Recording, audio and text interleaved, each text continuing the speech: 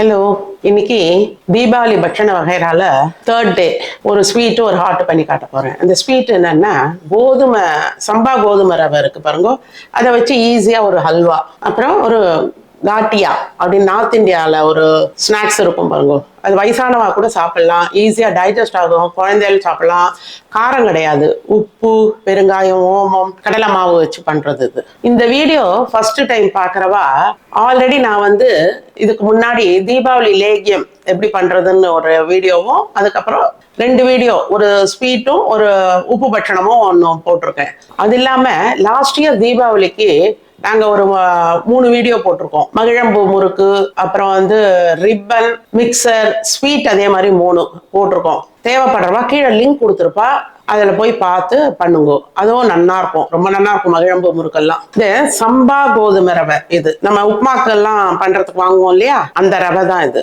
இதுலயே பண்ணலாம். இதுல இந்த மெஷர்மெண்ட்டுக்கு 1/2 கப் நீங்க எது ஒண்ணா எடுத்துக்கோங்க. 1 கப் ரவை எடுத்தேன்னா 4 கப்பு ஜலம் விட்டு 4 மணி நேரமா ஊற வச்சிருக்கேன். இதோ அப்புறம் பால் எடுத்தோடனே அதுக்கு எவ்வளவு சுகர் தேவைன்னு சொல்றேன். மட்டா ஏலக்காய் பொடி தேவைப்பட்டா போடுங்க, இல்லாட்டா அது வேண்டாம், ஸ்கிப் பண்ணிக்கோங்க. நெய், முந்திரி, கொஞ்சம் ஜலம், இதான் அதுக்கு தேவையான பொருட்கள். ஃபர்ஸ்ட் இந்த ஊறின கோதுமை ரவைய நல்லா கையாலேயே அப்படியே அழுத்தி பிசைய வேண்டியதுதான். அப்படியே இந்த பாருங்க, இப்படியே பண்ணாலே அந்த பால்லாம் வந்துடும். அரைக்கணும்னு கூட தேவையில்லை. அதான் நல்லா ஊறணும். 4 to 5 hours ஊறினா கூட பரவாயில்ல. நீங்க காலம்பரை பண்ண போறீங்கன்னா ராத்திரி கூட ஊற வைக்கலாம். அந்த லைட்டு புளிப்பு இருந்தா கூட நல்லா தான் இருக்கும் அந்த ஹல்வா. இது ஈஸி மெத்தடு, நீங்க அரைக்க கூட வேண்டாம், ஈஸியா பண்ணிடலாம். அதை நல்லா கிளாஸியா இருக்கும், அது பார்க்கறதுக்கு இந்த ஹல்வா நல்லா இருக்கும். மொத்தையா மாவு மாதிரி இருக்காது. நல்லா ஒரு 5 நிமிஷம் கையாலேயே இப்படி பண்ணுவோம். இப்போ இதை வடிகட்டிடுவோம். ஒரு நல்ல ஒயிட் கிளாத்ல இந்த பால் எப்படி வருது பார்த்தீங்களா, பால் நம்ம கையால கரைச்சாலே அந்த பால் வந்துடும். இப்போ கையை அலம்பிட்டு அதை மறுபடியும் இது பண்ணுவோம், பிழிவோம். ஏன்னா அது கையால் எடுத்து போட்டிருக்கேன் இல்லையா, அந்த கோதுமைலாம் இருக்கும்.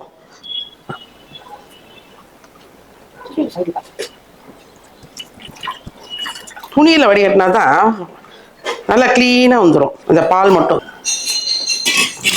இப்போ மறுபடியும் கொஞ்சம் ஜலத்தை விட்டு இதை இது பண்ணிப்போம். வந்துருது மோஸ்ட்லி, இது சக்கையாக தான் இருக்கும். மறுபடியும் கொஞ்சம் விட்டு பார்ப்போம்.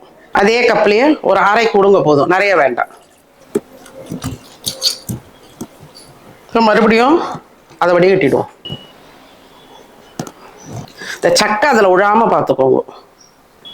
அப்படி டவுட்டாக இருந்தால் மறுபடியும்னாலும் வடிகட்டிக்கோங்க. சக்கை இருக்க விழுந்தா அவ்வளோதான், போதும். இந்த பாருங்க, இது வெறும் சக்கை தான். இப்போ இதெல்லாம் இது வேண்டாம் இனிமே. இப்போ இதில் எவ்வளோ பால் இருக்குன்னு அளந்துப்போம்.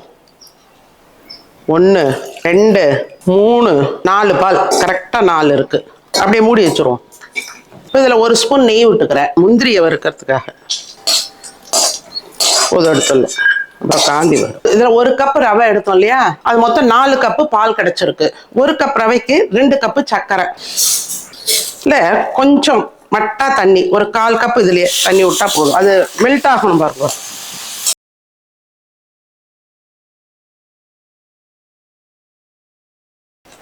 இது சும்மா ஒரு லைட்டா பிசுக்கு பதம் வந்தா போதும். இப்போ இந்த வடிகட்டி வச்சிருக்கோம் இல்லையா பால், அடுப்பை சின்னதாக்கிட்டு அதில் விட்டுடலாம். இதெல்லாம் அந்த முந்திரி வறுக்கும் போது அந்த சின்ன சின்ன பீசஸ், இதெல்லாம் அடுப்பை சிம்லேயே வச்சு இதை கலரிண்டே இருக்கணும். இதுல கொஞ்சோண்டு கலர் போடுறேன் லைட்டா.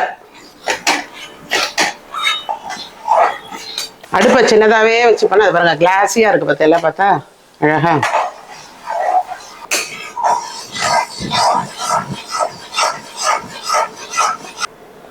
இப்போ இதுல ஒரு 1/4 ஸ்பூன் ஏலக்காய் பொடியை போட்டுடுறேன். அப்புறம் கெட்டியாச்சுன்னா ஒன்றும் சேராது பாருங்க. இப்போ ஒரு 2 ஸ்பூன் நெய் விடலாம்.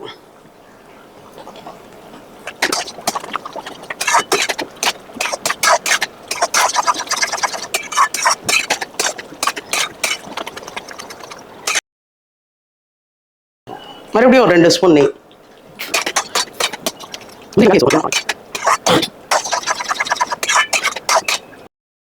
மறுபடியும் கடைசியில் ஒரு 2 ஸ்பூன் நெய்.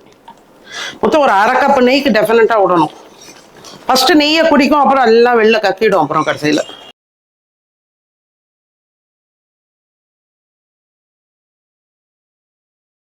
இப்போ பார்த்தீங்களா அந்த நெய் ஓரத்தில் வெளில வர ஆரம்பிச்சிருக்கு இல்லையா, இதான் பதம். இப்போ எடுத்துடலாம். இதுக்கு முன்னாடி முந்திரியை போட்டுருவோம்.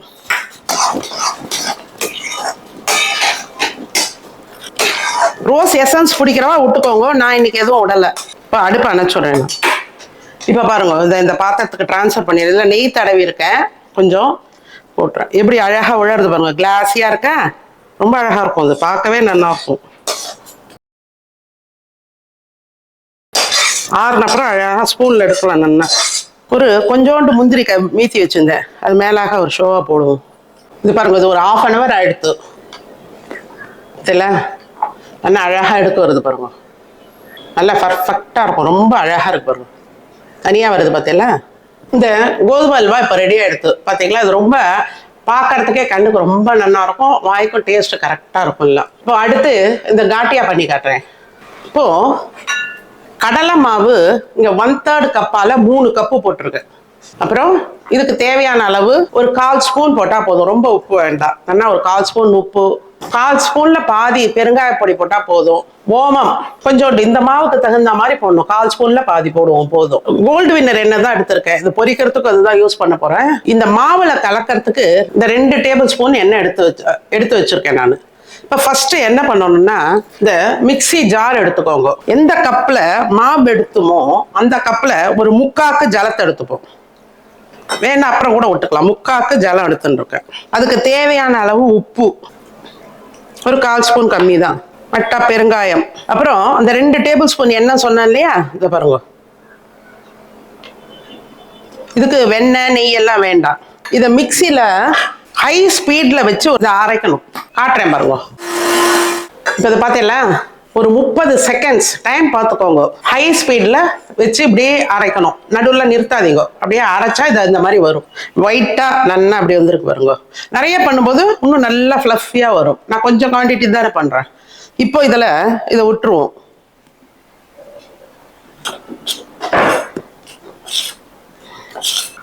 ஓமம் இதான் ஃப்ளேவரே இதுக்கு. இதில் இருக்க எண்ணெயை மறுபடியும் குளிக்கிட்டு அதிலே விடுறேன். அந்த தண்ணி அதை லூஸாக பிழியணும், அந்த அளவுக்கு நம்ம தண்ணியை விட்டுப்போம். கிட்டத்தட்ட அந்த கப்பால் 1 கப்பு தண்ணி எடுத்துருக்கு. இந்த மாவு ஒவ்வொரு மாவு பொறுத்தும் இருக்கு இல்லையா, நான் அந்த கன்சிஸ்டன்சி காட்டுறேன், எந்த அளவு மாவு வந்து லூஸாக இருக்கணும்னு. 2 நாளாக பட்சணம் பண்ணதால அதெல்லாம் இருக்குது, அதனால தான் கம்மி குவான்டிட்டியில் பண்ணுறேன் நான். மறுபடியும் அடுத்த வாரம் பண்ணணுமோ இல்லையோ தீபாவளிக்கு. அப்படியே இந்த ஸ்பூனாலேயே நல்லா அப்படி கலக்கின்றே இருக்கணும், அது ஒரு ஷைனிங் வர வரைக்கும். சிலர்லாம் சோடா உப்பு போடுவா, பட் நான் போடல இதில். அதுக்காக தான் இப்படி இந்த மாதிரி கலக்கிறது. இப்படி ஷைனிங்காக வருது பாருங்க. மாவை அப்படியே கலந்துட்டே இருக்கணும் கொஞ்சம் நேரம், ஒரு 5 நிமிஷம் நல்லா அப்படியே ஃப்ளஃபியாக வருது பாருங்க. எப்படி முதல்ல எப்படி இருந்தது, இப்போ எப்படி இருக்கு பாருங்க.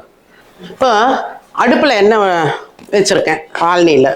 இப்போது நான் இதை பாருங்க, இந்த அச்சில் தான் போட போகிறேன் நான். இது உள்ள ஆயில் அப்ளை பண்ணியிருக்கேன் கொஞ்சம், ஏன்னா ஒட்டாமல் வரும் இல்லையா. இது கொஞ்சம் கையிலெல்லாம் ஆகும் எடுத்து போட்டாக்க, அதனால தான் ஸ்பூனை யூஸ் பண்ணுறேன் நான். இப்போ எண்ணெய் காஞ்சுதான் பார்ப்போம். இதில் மெதுவாக ப்ரெஸ் பண்ணணும். தபதபான்னு அழுத்திட்டிங்கன்னா மொதயாக விழும். அவ்வளோதான். அடுத்து ஈடு பண்ணிப்போம். லைட்டாக அப்படியே ப்ரெஸ் பண்ணாலே வந்துடும். மீடியம் ஃப்ளேமில் வச்சுக்கோங்க எண்ணெய் காஞ்ச உடனே. பார்த்தீங்களா, எண்ணெய்க்கு மேலே கொஞ்சம் தெரியறதுல இப்போ திருப்பிடலாம். திருப்பிட்டு அப்படியே உடச்சி விட்டேன்னா போதும். ரொம்ப சாஃப்டாக வாய்க்கு நல்லா இருக்கும். வயசானவர்களுக்கெல்லாம் ரொம்ப பிடிக்கும், சின்ன குழந்தைகளுக்கெல்லாம் கொடுக்கலாம். இதெல்லாம் பல்லு கஷ்டம் வயசானவெல்லாம் கடிக்கிறதுக்கு, இதுன்னா நல்லா சாப்பிடுவா பாவம். பார்த்தீங்களா, ஓசை அடக்கி எடுத்துடலாம். அடுப்பை சின்னதாகவே வச்சுன்னு பண்ணுவோம், அப்போ தான் அந்த கலர் கிடைக்கும், இல்லாட்டா சிவப்பாக இருக்குது. ரொம்ப ப்ரெஸ் பண்ண வேண்டாம். அது பாருங்க, அடுத்து இது பண்ணுறேன். அதே வந்து லைட்டாக தான் தொடணும், அவ்வளோதான். இப்போ அப்படியே திருப்பி வச்சுப்போம், இதான் வெளியில் வராது பாருங்க. இந்த மாதிரி வெள்ளையாக தெரியும் போது எண்ணெய்க்கு மேலே அப்படியே திருப்பி விட்டுட்டு அதை அப்படியே கட் பண்ணிவிடுவோம் இந்த எண்ணெயிலே. அப்படி இல்லைன்னா 3 நிமிஷம் வெந்ததுக்கப்புறம் கட் பண்ணிப்போம். மோசம் அடங்கிட்டு சொல்லணும்.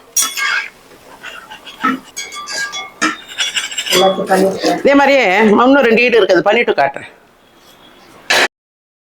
நான் பிழிஞ்ச மாவுக்கு இதுவும் அது ஒரு ஈடு வெந்துன்னு இருக்கு. அவ்வளோதான், ரெடி, காட்டியாக ரெடி. இந்த நார்த் இந்தியா சைட்ல இந்த மாதிரி இந்த காட்டியா வந்து இந்த மாதிரி அச்சுல பண்ணுவா. எங்கிட்ட இதுக்கான குழல் இல்லை மற்றும் நிறைய பேர்கிட்ட இந்த மாதிரி அச்சு இருக்காது. அப்படி இருக்கவா இதுல பண்ணுவோம், நல்லா வரும். எல்லாரும் இந்த ஹல்வாவும் இந்த காட்டியாவும் ட்ரை பண்ணி பாருங்க, நன்னா வரும். கொஞ்சம் பொறுமையா பண்ணுங்க, அவ்வளவுதான், வேற ஒன்றும் இல்லை. நாளைக்கு வீடியோல வந்து இந்த எங்க ஊர்ல எல்லாம் எங்க ஆங்கல்ல பிறந்தாத்துல நீரப்புற பண்டிகைன்னு ஒண்ணு பண்ணுவா. அதுக்கான சமையலும் போட்டிருக்கேன். சும்மா ஒரு ஞாபகத்துல இருக்கட்டும், பசங்களுக்குலாம் ஃபியூச்சர்ல அடுத்த ஜெனரேஷனுக்குலாம் தெரியும் இல்லையா, வரப்போற ஜெனரேஷனுக்குலாம் அந்த மாதிரி ஒரு பண்டிகை இருந்ததுன்னாது அவளுக்கு தெரியட்டும் அப்படின்றதுக்காகவே நான் இந்த வீடியோ போடலான்னு போட்டோம். எல்லாரும் அதையும் பாருங்க கண்டிப்பா. எல்லாரும் தீபாவளி கொண்டாடுங்க. ஹாப்பி தீபாவளி. என்னோட வீடியோஸ்லாம் பிடிச்சிருந்தா லைக் பண்ணுங்க, ஃப்ரெண்ட்ஸ் அண்ட் ரிலேட்டிவ்ஸ்க்கு ஷேர் பண்ணுங்க, சப்ஸ்கிரைப் பண்ணாதால சப்ஸ்கிரைப் பண்ணுங்க. தேங்க்யூ.